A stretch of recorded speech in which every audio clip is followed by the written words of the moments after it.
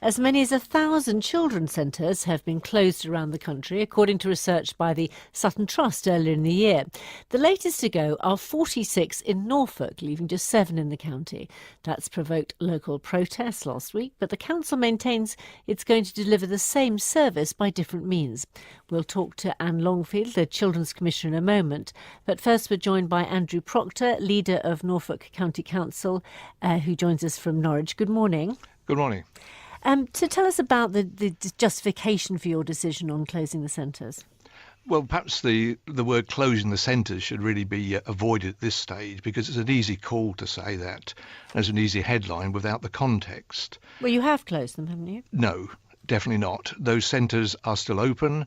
The situation about the context at the moment is that, firstly, we're looking to reshape our early childhood and family service.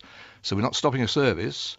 We're focusing on the service rather than the building. So the context of this, first of all, we've got a consultation currently ongoing, which finishes on the 12th of November. And the key driver behind that is that we've had contracts running the early childhood and family service for the best part of 7 years with 12 different providers. Well, at the moment there are 53 centres. So what are your plans going to be? There aren't going to be 53 centres at the end of this, are there? Well, I was just trying to explain there the context of this. The whole point of the consultation is to understand what we're looking to do for the future. And as I said, we've got contracts that have been in existence for 7 years, and they need to be renewed. We also need, and I'm sure we all recognise this, to, in the context of diminishing resources, to transform the way we deliver our services so they're fit for current society and current demands. Well, OK, but that sounds like, to translate, that sounds like you are cutting back on the number of children's centres in order to save money. Well, again, the cutting back situation needs to be seen in that context. Well, you just talked about diminished resources. Yeah, diminished resources in terms of financial resources, and also the context of the diminishing financial resources are that we're still spending £80 million on early help for children outside our statutory responsibilities.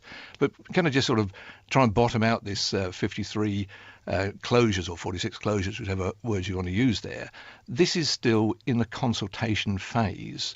What we have put out is that one of the proposals for delivering the service in a better way for everybody in the future is we operate from 7 bases. That doesn't mean to say that all the other centres would naturally close, because that won't necessarily be the case. Norfolk is a large county geographically. Having just 7 hubs right across the county is not going to serve the families that are getting the help now as well, will it? Well, it will, because the 7 hubs will relate to each district or borough in the county. That's the first thing.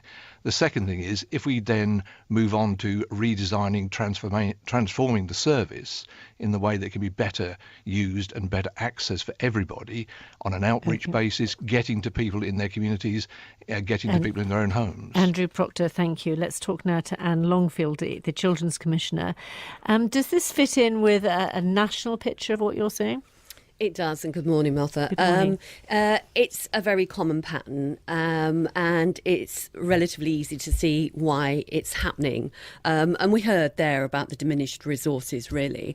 Whilst the amount spent on children's services for the 12 million children we've got in this country has stayed roughly the same over the 20 years, the amount now is going on fewer children, which has led to a huge reduction of about 60% on the kind of early intervention, the early help, such as Surestart. Half of that children's service budget now goes on just the 70,000 children in care.